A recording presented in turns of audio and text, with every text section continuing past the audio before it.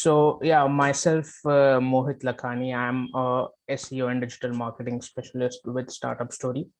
So yeah, hi Radhika. It's a pleasure to have you on board today.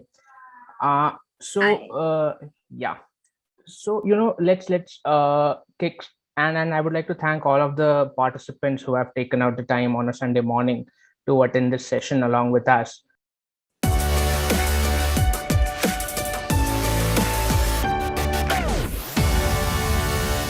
So let's start the session. It would be great that if you can share your story, right? How you started off your journey and how you have, or how far you have come along, right? So it would be great if you can give us some insights on that. Over to you, Radhika. Sure. The beautiful part is that it's been a journey and not just overnight success. Because, many people, be it on LinkedIn, Instagram, or any social media, have achieved overnight success, which is also good. But then you miss out on the elements that you could explore and discover in a journey. So with me, it started with a lot of unpreparation. I really didn't know what to do on LinkedIn. I was forced to come on LinkedIn by the entrepreneurship cell of my college. Since we had to get sponsors for the event, it was necessary for us to be on LinkedIn. But as any generation, would feel as to why is it important to be on LinkedIn, I had the same question in mind, but it was unanswered till 6 months. And when I say unanswered, although people gave me answers as to why it's important, I couldn't really believe in it. And unless you believe and understand, I don't think so you get going with something. So that happened. And I remember my first profile picture on LinkedIn was something that people usually put on WhatsApp or Instagram, because I was unaware of what the platform does. And I didn't even have the interest to know it, because I was totally into reading books and painting, because that was one of my hobbies, and then engaging in the classroom activities. I didn't really have much interest in social media. But one fine day, while I was traveling back in the cab with my fellow colleague from an event, I realized that, there's something that is on LinkedIn and that's going, get that is actually making people, write, read, and research. And the summit that I attended was also on entrepreneurship, and it actually enlightened me, it opened some parts of my brain which was previously shut because I didn't get the exposure to knowing certain things. And I just looked into the phone of my friend and realized that, what is this that you keep on doing? What are you scrolling about? And he was someone who used to write a lot on LinkedIn. So in that 1 hour ride back to home, I thoroughly understood what LinkedIn was and inspired myself, motivated myself to get on the platform and get started. And I was never in a rush to do something or to make a mark on LinkedIn. And I think that is something that has made me come here, because only when you don't expect is when you get something. And when you expect and when you don't get, that leads to disappointment, and then you end up doing nothing. So I think that naturality that was there in my occurrences on LinkedIn was something that was very beautiful. And I just started researching about what others write, and I started my journey by commenting on different posts which were getting good traction. I still remember the days when people used to get 400, 500 likes, and I used to write to that profile asking that, how is it that you get so much of traction? Because at that point in time, it was like a mind-blowing element for me. What do people do actually to get such amount of likes? I had no clue about it, and they just told me that be consistent and write. I used to think to myself, what is this that they're saying? I mean, this can't be the case. Everyone is consistent, but everyone doesn't get the traction that they want, right? So there must be something else. So that's the reason I started reading every post, understanding what it is, and started engaging on the platform by commenting, reaching out to people personally. And I think LinkedIn in itself is also an algorithm at the end of the day. It's a social media platform bot, so it recognizes how much activity are you doing on the platform. And basis that, it also tends to, uplift your profile. So I did that. And I remember my first post on LinkedIn was totally something which people don't write on the platform. It was on philosophy and management. which my Instagram page currently reflects, because I have a lot of interest in spirituality and philosophy. That post just got 3 likes, but the 3 likes was significant for me, because even if 3 unknown strangers are looking at my post and giving the time and attention to read and press the like button, it is something that is making sense, right? So it didn't demotivate me, but I thought to myself as to how is it that I can increase my likes more? Because at that point in time, when you're not aware, traction is the only thing that you look at. The more and more that you get aware, the more you explore, you realize that traction is nothing, but it's your own inner satisfaction that matters. So today, even after having 1.5 lakh of followers, even if I don't get beyond 300, 400 likes, it really doesn't matter to me, because I'm happy in myself that I actually got to know about a particular startup and the story, and I could write in a particular way that I wanted to. So traction, at the end of the day, it doesn't matter. There's a saying that, an empty mind craves for only 2 things. One is pleasure and one is brand. You just don't look beyond what life has to offer. So, when you develop your mind, that is when you come to know that what are the other things in life also to look at. So that's how I began. And it wasn't easy at all to figure out as to what should I write on, and what helped me is reading. I read a lot. I read a lot of newspapers, and I came to a conclusion that, okay, newspapers is something that's making me interest. In my internship days in 2019, I remember in December, when everyone used to leave the office at around 8 o'clock, I used to still sit there from 8 to 9 and read the newspapers and see what is it that I can write on. And there were so many new names, new companies. Although I was in my second year of my college, people know about companies, by that time, because it was a finance college. But I wasn't quite interested in it until then. So for me, everything was new. I was like a child gazing at newspapers, being curious about what it has to say. And I started reading and researching a lot. And writing is something that I have it in me naturally. I wouldn't lie about it. I haven't taken any courses as such. So that flair that I have for writing is something that comes from within. And I just started writing. I did it on a daily basis, but it's difficult sometimes to do it every day.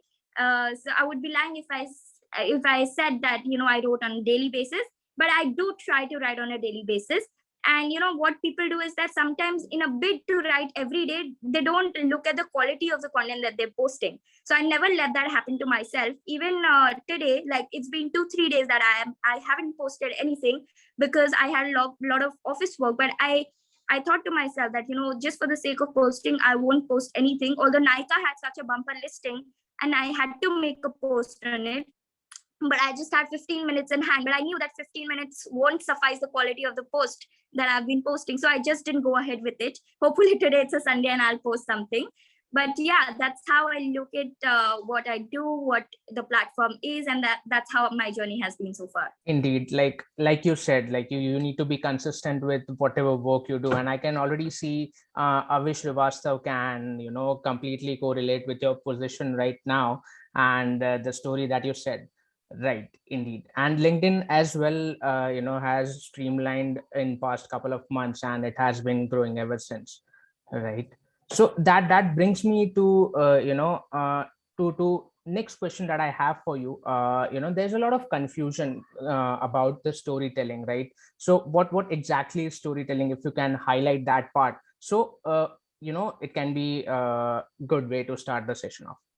So I think it really is a relative factor. Everyone will have their own story and their way of telling it. So I can't really define what storytelling is, because if I do that, I snatch away the very creativity of the people out of which storytelling comes into picture, So, but for me, how it has been is that I just look at it in a way that interests me. At the end of the day, we all are humans, right? We all have the same cranial capacity. So I think what interests me might interest others also. So I just look at it from my perspective. And of course, since it's a social media platform, I look at it from a perspective of the masses as to how they would want it. So for me, storytelling is to write something in the most simplest way so that even a 5-year-old can understand if they go to read it and understand it, and even a 50-year-old will understand. That's my motive. So for me, it is to write everything in a very crisp way and present it in the most natural form, which is uncomplicated. Most of the people think LinkedIn is a professional platform. You need to write it in a way that CEOs understand. But what they lose out on is that, the people on LinkedIn are not CEOs. 50% of people on LinkedIn are college students, upcoming students, because those are the people who need LinkedIn profiles. Just think rationally. I mean, why would a CEO need a LinkedIn profile? He has it all. Sometimes people do it out of interest, but basis the demographics of the platform, you need to design your content also. So yeah, that's how I've been doing it. And yeah, that's what storytelling for me is. And in terms of story, it's the new story that I sell. So everyone can have their own forms and shapes of doing this, but I think the most important thing is to identify as to what is it that they actually love reading on. If you love reading something, you'll love writing on it too. So I believe, the key element is to understand what the reader is requiring, or what will intrigue them. Is that right? Yeah, and put yourself into the shoes of a reader too, and that's where empathy comes in. Empathy is a very important value to succeed in anything that you do in life. Unless you put into the perspective of the other person, you will never succeed. It's a business at the end of the day. I mean, it's between two people. It's not just something that you're doing it to yourself. It's not meditation. So you need to think about what others are also thinking and doing, but not to an extent that it starts to harm you and starts to take a toll on you in a way that you stop writing on LinkedIn if people are not reacting to it. If you do something, do it in a way that you're doing it for yourself, but at the end of the day, you're also serving the purpose of what others would want. So, we talked about, what is storytelling, what are the key elements about it. But, it would be great if we can also tell the audience over here that why storytelling is important, or why do we need it at the first place, right? So, Yeah. for any particular startup or a business, why do we need to, tell the story about the business or about the product that we have? Consider yourself to be a parent for a minute and think as if you're teaching something to a child. Of course, you'll not go about explaining them technical concepts, right? You'll tell something in a way which is a story so that they understand. So the idea is that again, that you need to understand that everyone will not understand what you have in your mind. And for people to understand that, you need to present it in a way which is very simple.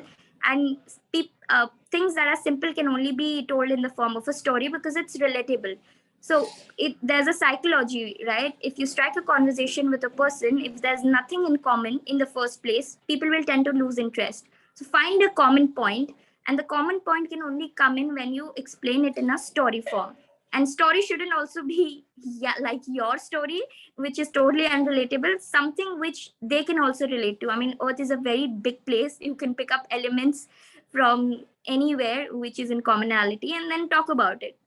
I mean, just think of it like that, and things will become much more easier. I mean, there's no emphasis to be put on why is it important, but how much is it important for you. If you measure that, I think you will be able to respect the importance of storytelling and then design it for yourself. Very true. So since you have been putting up a lot of stories, and you yourself write a lot of content, right? So what is the starting point for you to, write about any particular thing? Do you take it up basis the topics or the current trends that are going on, or do you write on your own and, you come up with a topic and you're like, okay, this is what I'll write about in the next post? How does it start for you? So one thing that has helped me is that I read newspapers on a daily basis, and not just one, three newspapers. That's Economic Times, Business Standard, and The Mint.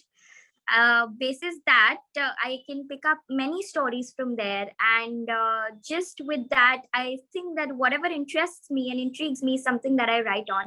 But yeah, as you rightly said, it's difficult sometimes to understand as to what is it that you will write on today, because it involves a lot of effort, right from selecting a topic, then researching on it, and then writing about it. It takes at least a hour and a half to do that. Earlier it used to take me 3 to 4 hours. So if people think that it's very easy, you can do it in 15 minutes or half an hour, it's good for them. But for me, it took me at least 1 hour to do what I do. And yeah, I just pick scoops and news from newspapers, and that's the reason why I'm also connected with different investors, different people in the industry, so that I can take their quotes and put it in my post, and something that is not there in Google, right? So I try to present it in a different way which people will not easily able to find it on Google otherwise. So yeah, that's how I do it. There's no particular secret sauce to it. The ingredient is just the consistency, like I said before, right? And Yeah. correct. So I have one question for Animesh. How did you apply storytelling in your business, that is startup story, when you came up with the idea? How you applied that in your business? If you can shed some light on that, it'd be great. It's going a great session. So Mohit, we and Radhika, we came up with this idea of startup story. We saw a lot of media platforms who are currently working, as Radhika just told, कि जो connect वाली चीज है, people could not connect, right? So what is the idea behind it? So at startup story, we try to work on the content. So to publish any story on our platform, that's a startupstorymedia.com, or we promote it on Instagram, or whatever integrated marketing things we are providing to entrepreneurs, at every point we are focusing on that thing should be content based. The story that we are writing first goes through an interview. We take out quotes, we take out the business mantras, we take out the suggestions what an entrepreneur needs to offer. Then we make draft a story, then we put it on our platform. So this is how at startup story we are doing things, and we'll be keep moving forward in the same way. Startup story may, it's a platform wherein we encourage a lot of uh, you know, initial entrepreneurs and a lot of college entrepreneurs to, you know, come in and give us. So whoever is interested, would be like to get you in touch. You can reach startup story on social media. You can text us on our website. It's startupstorymedia.com, and we'd be definitely responding to your views. So yeah, man, this is it.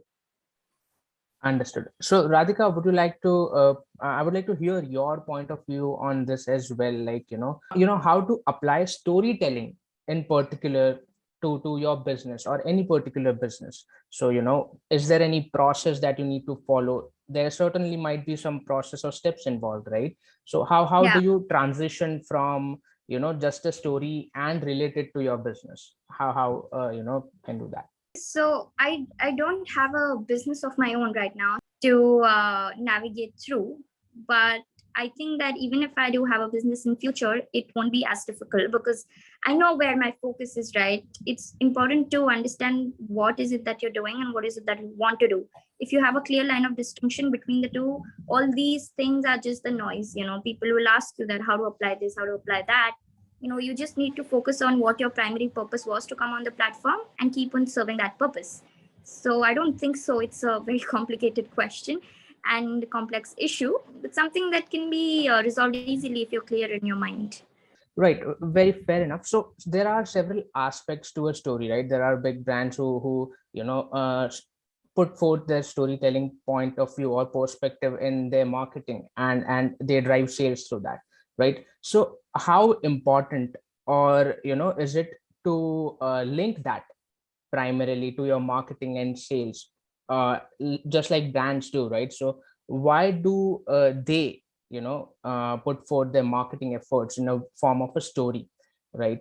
So how does that work See, the primarily? reason talking about this is because you have a brand remembrance of doing storytelling, right? If it was just a flyer or a poster that they spoke of, you wouldn't even remember and ask me this question.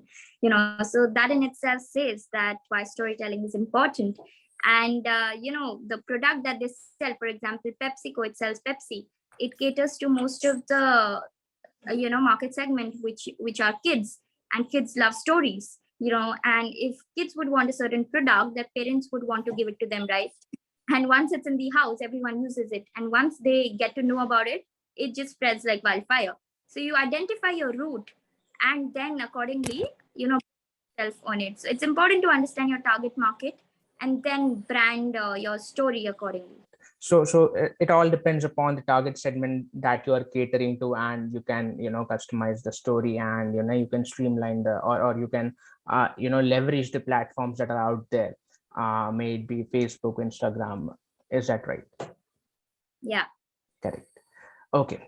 So you yourself said that when you started off on LinkedIn, it was very different, and right now it has evolved, right? So if you can walk us through the journey, that how exactly it has evolved over the years, right? your way of putting forward for the views, or your way of writing, and this segment overall, how it has evolved over the years?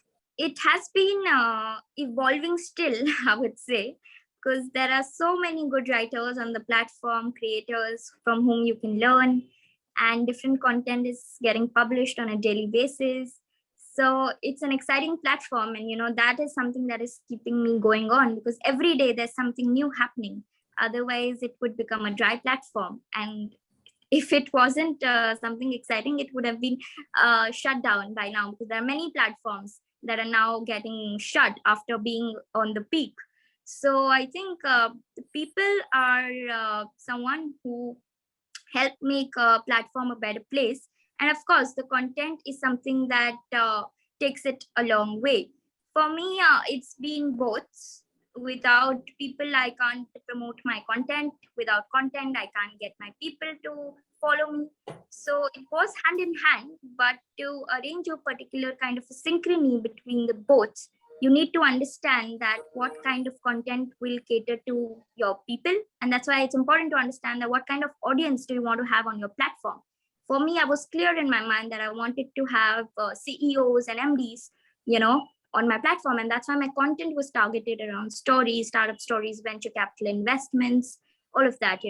And sometimes people write about HR, marketing, because what they want to cater to is that. And of course, sometimes people also want a job out of LinkedIn. So that's why they are writing it in that way.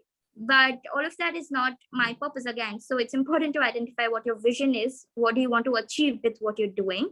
Because otherwise, what it becomes is like it's a half-baked, half-hearted race. When you don't know what you're doing and when you're just doing it for the sake of it, it doesn't last long. So I think because I know what I want out of the platform and what I am doing on the platform, I understand it.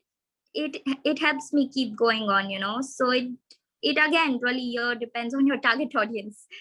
Certainly, most certainly. So I'm sure a lot of participants who are attending this session are, in the journey of starting off their journey with this storytelling, or in some way or the other. So for all of us, what are some tips that from your perspective, that you can put forth, so that people attending this session can take away one or two pointers and maybe implement it as well, in their journey? So humans are designed to do opposite of what they're being told to. So I wouldn't give any tips or advice to anyone, but just a suggestion of friendly advice from my side, like whatever I've been doing, and then it's up to them whether to follow or no. But read consistently, and it's okay if you don't but listen, understand people around, be aware of your surroundings, because when you're aware, that's when you identify opportunities around. Otherwise, it's just you and your home and your work, that's it. But if you know what you're capable of, and if you know what other people are capable of giving you, you can definitely arrange something between you two and get going. So network a lot. People mostly are in their colleges, I'm supposing. You're Uh, yes, we can have a quick vote on that. So if you guys can just put in your inputs in the chat, and we'll wait for 30 seconds maybe over here, so that college second year. Okay, Krishna is in second year of college. Okay, come on guys, just share it across. I can see a lot of people are founders from as college. well. Correct. Okay, Lakshya is also in college second year. Abhijit just started the internship. Okay, that's great, man. Okay, Yashika is in first year. Great, great, great. So majorly, I would say Yeah. college students, right? Correct. Yeah, I think college is the best place. You get to network so much, you build an alumni base going forward that you can utilize them. Like I just spoke to one of my colleagues, and he was saying that he launched a startup, and what's helped him grow is his college friends. He got them along in the startup. Like one of them was good at marketing, one of them was good at HR, So he got all of them on board initially. And since it's a friendship, it really doesn't demand much in terms of the monetary cost. But of course, you get ESOPs and everything going forward. So it really helps you go ahead. But you shouldn't approach anyone with the motive of getting something out of them, but just approach them as a nice human being with a good heart, have a good genuine connection with them, and you never know, right, as to what will come in your way and when you might need them or they might need you. So just keep on networking, that's one. And second is keep in touch with people who can guide you and mentor you. It's important to have a senior or a junior, whomsoever you believe in, mentor in your life so that they can train you and guide you on the right path. Sometimes we tend to do something which is not necessary, especially when we are young and in college. But if somebody handhold us, I think things will be much more easier and better to handle. So that's the other part. And the last thing would be that just keep yourself updated with whatever's going on. Don't be like a lost soul. The world doesn't like that. It's a requirement of the world. There are people who like to be alone in the Himalayas, this, that, it's fine. But if you want to make a mark in the world, be aware of what the world is doing. It's just a simple natural requirement. It's not something that needs to be done forcefully, but you have to groom yourself in a way that you are able to be updated with whatever's going. And that's the reason why I tell you that it's important to surround yourself with such company. I told you about myself, right? I wasn't interested in news at all. And I really didn't like LinkedIn, but because I was surrounded with right kind of company and friends, they supported me, guided me through and through. And that's the reason, why I was able to do something that I'm able to do today. So yeah, that's the only thing that I would like to do. And of course, picking up from these three things, people can pave their own journeys and destinations. But I would say that journey is much more fulfilling any day than a destination. So keep traveling, and along the path, if anyone needs my help, to let me know. Indeed, I couldn't agree more on that part, because college days are the days where you can, experiment with a lot of things, right? And those are the days where you get to learn a lot as well, if you have a willingness to do so, right? That's one part of it. So, now, I wanted to know. I was very curious that, since it has evolved drastically so far, this the way we put forth the stories. So how do you see it, that it will evolve even further in future, or how do you see it growing ahead? As far as your stories are concerned, it's up to you. How do you want to make it evolve? But as far as the platform is concerned, I think it's evolving every day. You have news coming in, new IPOs coming in of different companies. The world is changing. It's running faster than it was. Startups are having market valuations much more than 50-year-old, 100-year-old industries.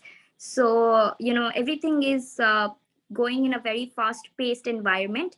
And it's time that we also are set in scale to scale up our mind, our knowledge, our interests. And I think what can help us achieve this is curiosity, because a child, whenever he or she is curious, that's when they try to understand what they actually want. And that's how you have so many demands from a child and not an adult. So I always, that's the reason why there's a saying that always keep the child alive within you, always keep that curiosity alive. So I think, yeah, that's the only thing to go ahead with. Correct. Understood. Right. So, I'm sure a lot of the participants will also be curious on the next question that I'm about to ask. Like, since you write a lot of things, from where do you gather your information? Are there any podcasts that you follow? Are there any books that you read? Or what is the source of information for you? Right. So, if you can give us some recommendations, maybe a book or two, or a podcast, or a blog that you follow, it would be, I believe, participants would take it home and start from there. Yeah, I don't read a lot, but what I read is something that I read a lot. I don't have many sources. Like I told you initially, it's just the newspapers and the Google information. but I have this ability to connect the dots. It's not just the present information that I will pick up, but something of the past also. So if I'm writing on a news story, I'll just not write about what it is doing in 2021, but I'll go back in 2010, 2012 and see what the company was doing and then pick up facts from there. That makes it interesting because everyone knows what the present facts is, but what's interesting is that how did they come to the present? What was their past? And after that, to know what the future will look like, I directly reach out to founders and take their opinion. And LinkedIn has helped me in doing so. I don't think so if it would be Instagram, I would ever get this chance. So I think LinkedIn in that sense is quite good. That's how I shape my stories, looking at three aspects of past, present, and future. And yeah, that's how I knit it together. I mean, it's not difficult. It sounds difficult, but when you do it, that's when you realize that it's actually easy. So the only thing is to get started and not just think in your mind. Very true. Understood. So we have some questions that are coming in from the participants. I believe we can take one or two, and then we can conclude the session. Animesh Yeah. can conclude the session, right? So the one question that has come in is that how to set elevator pitch with CEO and MD while you are in meeting, you are meeting them first time and don't know their interest. So how to set a common platform to bring their or align their interest with yours? So it first is, it doesn't depend on whom you're pitching to. You should be clear in your mind about your business. If you're clear in your mind, you can pitch it to anyone.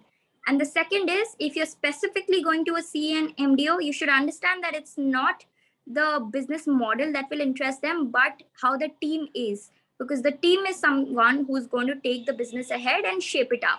So at the higher level, people don't look so much at the execution, but they look at strategy as to how are you planning to grow your business. How is the culture of your team? Is it self-sustainable? Will it grow in longer term? All of that is something that they will look at. So you need to meet with a lot of people to understand like how people function at different levels, and that's when you understand what will interest them. You can't of course meet thousands of people to do this, but in fact, if you just take a fact study of about 10 people, out of which 2 to 3 people are CEOs, 3 people are mid-level managers, and the others are just associates or senior associates, because sometimes you won't actually get a meeting with CEO. Sometimes the junior might come and listen to your business pitch, and that's where you will have to explain the technicalities. But at the senior level, it's not something that matters the most. They already have a lot of money, and if they see a good person with a good heart and a good business, they will pour in the money. So it's important as to who you're targeting to. Again, target audience is the key word in the session, I feel, because you asked me about 3-4 questions and my answer there was about target market and target audience only. So I think if you identify that and their interest, you can easily pitch it forward. I hope that helps to the audience, right? So indeed, so Abhijit has this question that what is LinkedIn all about and how can one make an impact on the platform? Oh, I'm So still figuring out what LinkedIn is all about. It's so dynamic and complex that it can take ages for someone to understand. And that's the beauty of it, right?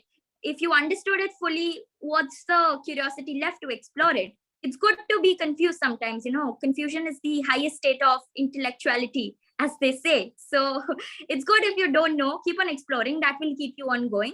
So there's no set answer to this. And you keep on exploring as I am doing, and I'm sure you'll find the answers on the way.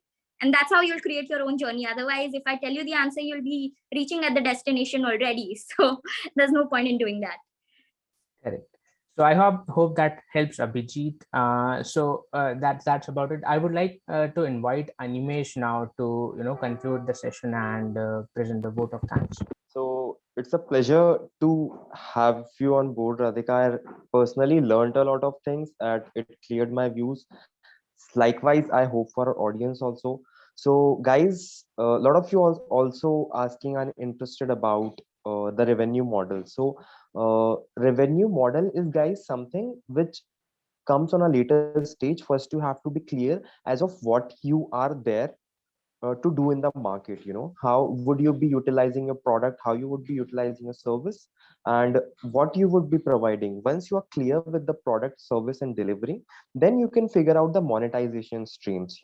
As far as the media industry is concerned, maximum amount of revenue comes from sponsorship, or it comes from the advertising or the adword, Google ads. So these are all the monetization, monetary streams. But the very important point that Radhika also told, that first you need to figure out what you want to mold your thinking, then to whom you are catering it to, right? So this point I hope we should keep in mind.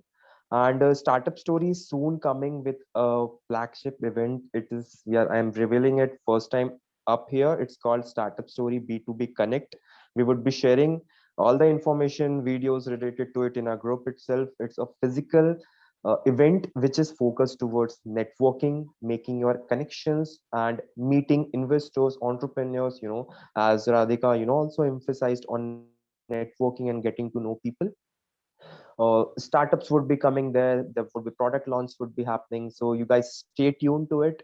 Reach out to us for any kind of collaboration possibilities, and we would be more than happy to help everyone to inform you guys. We would be coming up with these sessions, and group link would be sharing the group link at our Instagram platform. You can have a look there. We would be sharing all the platforms also.